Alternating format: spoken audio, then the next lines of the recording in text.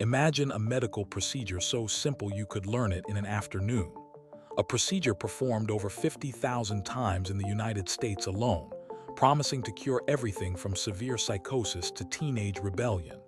Now, imagine that procedure involved a sharpened metal spike, a common household hammer, and a trip through your eye socket. This isn't the plot of a horror movie. This is the real, gruesome, and hauntingly recent history of the ice-pick lobotomy. It's a story of desperation, ambition, and a terrifyingly fine line between healing and destruction. To understand how such a brutal act became a celebrated medical miracle, we have to travel back to the early 20th century, into the halls of institutions that were less like hospitals and more like prisons for the mind. Mental asylums of the era were nightmarish places, overcrowded, underfunded, and staffed by people who often had no real medical training. Patients with conditions we now understand, like schizophrenia, bipolar disorder, and even severe depression, were warehoused in horrific conditions. They were subjected to treatments that sound like torture. Insulin coma therapy, where patients were given massive overdoses of insulin to induce a seizure and coma. Metrazole shock therapy, which caused convulsions so violent they could fracture bones. Hydrotherapy, where patients were strapped down and submerged in ice-cold or scalding hot water for hours, sometimes days on end. The goal wasn't necessarily to cure, but to control, to make unruly patients docile and manageable. The medical community was desperate for a real solution, a silver bullet that could quiet the troubled mind. The world was on the brink of a breakthrough, or so it seemed. The first step toward the lobotomy came not from America, but from Portugal. A neurologist named Egas Moniz theorized that mental illness was caused by faulty wiring in the brain, specifically in the prefrontal cortex, the area responsible for personality and complex thought. His idea was disturbingly simple. If you could just sever those faulty connections, you could cure the patient. In 1935, he performed his first procedure, which he called a leucotomy. It was still a serious surgery. A surgeon would drill 2 holes into the patient's skull, then inject pure alcohol into the frontal lobes to destroy the tissue. Later, he developed a special instrument called a leucotome, a long cannula with a retractable wire loop to cut the brain matter more precisely. The results were mixed. Some patients seemed calmer, less agitated. Others were left emotionally blunted, apathetic, or intellectually disabled. But in an era with no other options, even a small chance of improvement was seen as a miracle. The medical world was captivated. For his work, Egas Moniz would go on to win the Nobel Prize in Physiology or Medicine in 1949, a decision that remains one of the most controversial in the award's history. While Moniz was pioneering the procedure in Europe, an American physician was watching with intense interest. His name was Walter Freeman, and he would become the lobotomy's greatest and most terrifying evangelist. Freeman was a charismatic, ambitious, and deeply arrogant neurologist. He saw the leucotomy as the future of psychiatry and was determined to bring it to America. Alongside his partner, a surgeon named James Watts, he performed the first prefrontal lobotomy in the United States in 1936. Their method was the same as Moniz's: drill holes in the skull, cut the connections. It was a lengthy, complicated surgery that required a sterile operating room, a skilled neurosurgeon, and a team of assistants. But for Walter Freeman, this wasn't good enough. It was too slow, too expensive, and too inaccessible for the thousands of patients languishing in state asylums. Freeman had a vision. He wanted a procedure that was fast, cheap, and could be performed by anyone, anywhere. There was just one problem. Walter Freeman was not a surgeon. He wasn't legally allowed to drill into a human skull. He needed a way to get to the brain without specialized surgical skills. He needed a shortcut. His inspiration came from a bizarre and unexpected place. Freeman recalled a case where a patient had an accident, falling and jamming an ice pick into their head through their eye socket. Miraculously, the patient survived, and their chronic depression seemed to vanish. This sparked a horrifying idea.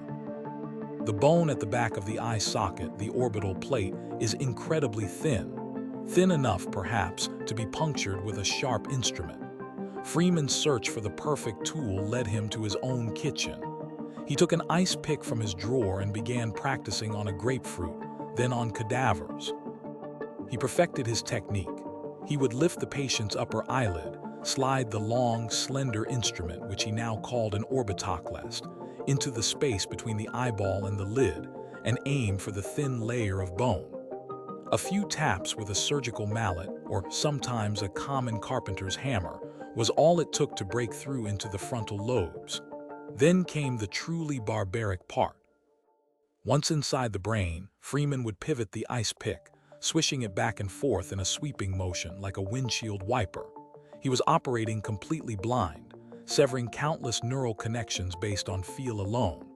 The entire procedure took less than 10 minutes. Often, it was done with only electroshock used as anesthesia, rendering the patient unconscious just long enough for the brutal act to be completed. He had found his shortcut. He called it the transorbital lobotomy. This was the birth of the infamous ice pick lobotomy. Freeman was no longer tethered to an operating room or a surgical partner. He was a man on a mission, a messiah with a hammer and a spike. He began a relentless crusade to popularize his procedure. He traveled the country in a van he nicknamed the Lobotomobile, going from one state asylum to another, performing dozens of lobotomies a day. He was a showman, a performer. He would often perform for audiences of doctors and nurses, demonstrating his technique with a theatrical flair. In a particularly grotesque display of his own ego, he developed a technique for performing bilateral lobotomies, inserting picks into both eye sockets at the same time and hammering them in simultaneously. He was a one-man assembly line of brain damage. He performed over 3,500 lobotomies in his career, some on patients as young as 4 years old. The reasons for being lobotomized were terrifyingly broad. While some patients suffered from severe schizophrenia, others were treated for postpartum depression, chronic headaches, anxiety, or simply for being difficult. Teenagers were lobotomized for being rebellious. Women were lobotomized for perceived promiscuity or emotional outbursts. It became a tool of social control, a way to render inconvenient people passive and compliant. The outcomes were devastating. While Freeman claimed a high success rate, his definition of success was a patient who was no longer a problem. The reality was a trail of human wreckage. Patients were often left in a vegetative state, incontinent and unable to care for themselves. They lost their personalities, their creativity, their very sense of self. They became docile, childlike shells of their former selves. The spark of humanity in their eyes was extinguished, replaced by a vacant, passive stare. The list of Freeman's victims is long and tragic, but one case stands out for its chilling connection to one of America's most powerful families. Rosemary Kennedy was the third child of Joseph and Rose Kennedy, the vibrant, beautiful sister of future President John F. Kennedy. Rosemary was born with developmental disabilities, possibly due to a lack of oxygen at birth. As she entered her 20s, she became prone to mood swings and occasional violent outbursts, which were a source of deep embarrassment and concern for her politically ambitious father. Joseph Kennedy was a man who demanded perfection from his children. Rosemary's condition was a blemish on the family's pristine public image. In 1941, without consulting his wife, he made a fateful decision. He took 23-year-old Rosemary to see Walter Freeman. Freeman and James Watts performed the procedure. Rosemary was kept awake, asked to sing songs and recite prayers so they could gauge how much to cut. They kept cutting until she fell silent. The result was an absolute catastrophe. The lobotomy didn't just calm Rosemary's moods, it obliterated her mind. She was left with the mental capacity of a 2-year-old. She couldn't walk or speak intelligibly and was incontinent. Her father's solution to this disaster was to hide her away. He sent her to a private institution in Wisconsin, where she remained for the rest of her life, her existence all but erased from the Kennedy family story. Her siblings were told she had gone to live in a convent and didn't learn the truth for decades. Rosemary Kennedy's story is a heartbreaking example of how the lobotomy was used to solve a family's problem at the expense of a human life. Another powerful voice to emerge from this dark chapter is that of Howard Dudley. In 1960, at the age of just 12, Dudley became one of Freeman's youngest patients. He wasn't mentally ill. He was just a normal, boisterous kid who clashed with his new stepmother. She found him defiant and difficult to handle. She took him to see Dr. Freeman. After a brief consultation, Freeman agreed that a transorbital lobotomy was the solution. Dudley remembers being held down as the procedure was performed. He spent the rest of his life feeling like something was missing, adrift in a fog he couldn't explain. He struggled with addiction, homelessness, and imprisonment. Decades later, as a grown man, he began to investigate what had been done to him. He obtained his medical records and uncovered the truth. He discovered that Freeman had diagnosed him with childhood schizophrenia based on symptoms like disliking his stepmother and being messy. Howard Dudley's journey to understand his own past culminated in a book and a radio documentary, My Lobotomy, giving a rare and haunting first-person account of surviving Freeman's ice pick. He became a voice for the thousands of victims who could no longer speak for themselves. For nearly 2 decades, Walter Freeman's ice pick reigned supreme. But by the mid-1950s, the tide began to turn. The medical community could no longer ignore the horrific results. Stories of patients left permanently disabled, or worse, were becoming more common. The mortality rate for the procedure was as high as 15%, but the biggest blow to the lobotomy didn't come from ethical outrage. It came from a pill. In 1954, a new drug called chlorpromazine, marketed as thorazine, was introduced in the United States. It was the first truly effective antipsychotic medication. It could calm agitated patients and alleviate symptoms of psychosis without destroying their brains. Suddenly, there was a humane, non-invasive, and reversible alternative to surgery. Asylums began to favor medication over mutilation. The demand for lobotomies plummeted. Freeman, however, refused to accept defeat. He saw psychotropic drugs as a rival, a cheap trick that merely masked symptoms.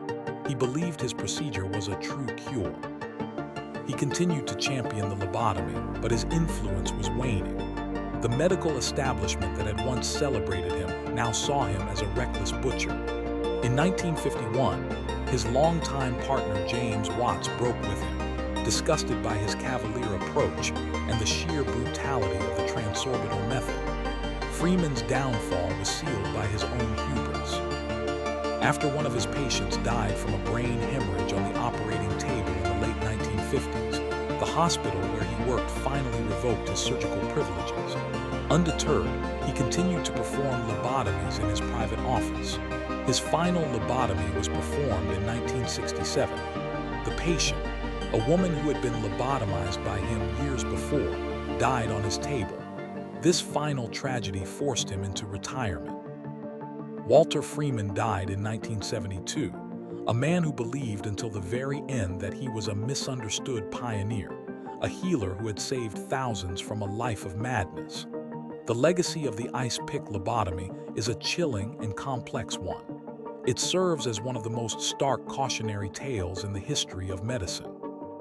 It reveals the profound dangers of medical arrogance, the desperation that can lead to monstrous solutions, and the vulnerability of patients within a system that holds absolute power over them.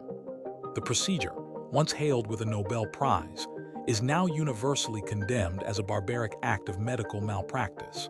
It forced the medical community to confront profound ethical questions about patient consent, the definition of a cure, and the very nature of the human soul. It was a catalyst for the patients' rights movement and led to stricter regulations on experimental surgeries and the treatment of the mentally ill. The story of Walter Freeman and his ice pick is a dark mirror held up to the history of psychiatry. It reminds us that the road to hell is often paved with good intentions, and that the quest to understand and heal the human mind has, at times, led us down terrifying paths. It's a reminder that the most vulnerable among us are often the first to suffer when ambition overtakes compassion, and when a simple, brutal solution is mistaken for a miracle. The empty-eyed silence of thousands of patients is a permanent testament to a time when medicine, in its frantic search for a cure, lost its way in the darkest corridors of the human brain. The era of the lobotomy is over, but its ghost haunts the halls of medical history, a permanent warning against the hubris of trying to cure the soul with a hammer and a spike. It forces us to ask a question we must never stop asking. In our efforts to heal, how do we ensure we don't destroy the very thing we are trying to save? The line is thinner than we'd like to believe. The story of the lobotomy proves that when we cross it, the consequences are irreversible, leaving behind a silence more profound than any madness. It's a lesson written in scarred brain tissue, a chapter of history that must never, ever be forgotten or repeated. The search for understanding the human mind continues, but now, hopefully, with more humility, more caution, and infinitely more humanity than Walter Freeman could ever muster. The quiet suffering of his thousands of patients demands nothing less. They were sacrificed on the altar of a false cure, their personalities erased in a 10-minute procedure born in a kitchen drawer. We owe it to them to remember, not just the horror, but the humanity that was lost, one brutal tap at a time. The echoes of that hammer still resonate today, a somber reminder of a time when the cure was, without question, far more terrifying than the disease. It's a dark stain on medical history, a period when doctors, driven by a desire to fix what they didn't understand, resorted to a blind and destructive violence, forever changing the lives of those they claimed to help. We've come a long way since the days of the Lobotomobile, but the fundamental ethical questions remain. How do we treat mental illness with dignity? How do we balance treatment with patient autonomy? The story of the ice-pick lobotomy isn't just a historical curiosity. It's a foundational lesson in medical ethics, a dramatic and tragic reminder of the immense responsibility that comes with the power to intervene in the delicate landscape of the human mind. Let us never forget the cost of that lesson. Let us never forget the silent victims.